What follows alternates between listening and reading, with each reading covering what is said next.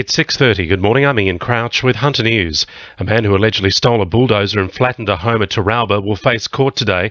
The 48-year-old is accused of demolishing 4 cars and a house in Weir Street yesterday morning, forcing 3 people to run for their lives.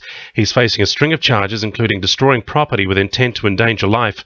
Police say he was a former friend of the family who'd had an AVO taken out against him.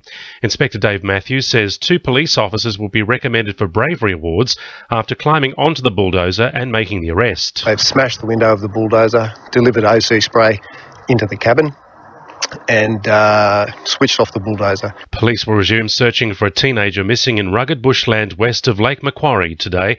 The 19-year-old from Denambit had been camping with friends at Maclean's Lookout in the Watagans and had gone for a walk yesterday morning but failed to return. Sergeant Dave Rose says the dog unit will join other emergency services as they step up the search this morning. Police were contacted about 10 a.m. and a full-scale search was conducted utilising the Special Casualty Access Team, the Volunteer Rescue Association, the SES and police rescue teams. Now that search was concluded last night due to darkness but will resume about 8 o'clock this morning. Search will involve the same search and rescue teams as yesterday and will concentrate on an area around the Maclean's Lookout. The long weekend road blitz may have wrapped up, but Hunter Police are today launching a new crackdown on dangerous driving. As part of Operation Saturation, extra highway patrol cars will be out on our roads for the next month in a bid to avoid any more fatalities following 10 deaths on the region's roads in the last 2 months. The state government says the Hunter could expect a number of infrastructure benefits as a result of the long-term lease of the state's poles and wires. Parliamentary Secretary for the Hunter, Scott McDonald, says the projects will benefit the Hunter both now and into the long-term future.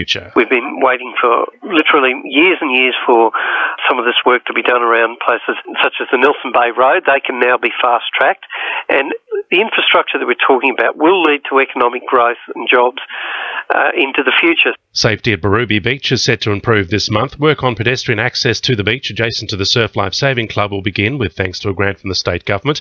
It's expected to be available for use by the end of the month.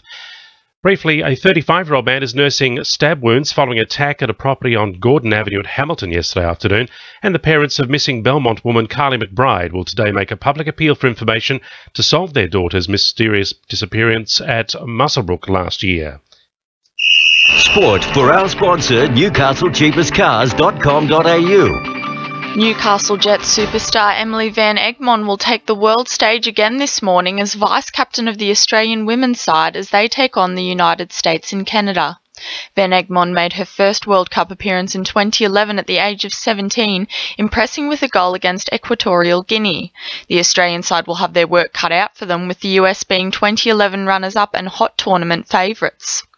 The Newcastle Knights could be without their 3 leading halves for their next game after skipper Kirk Gidley was charged with a Grade 1 dangerous contact in their Saturday loss to the Raiders. Gidley was charged by the NRL Match Review Committee yesterday for an alleged leg twist on Canberra 5/8 Blake Austin.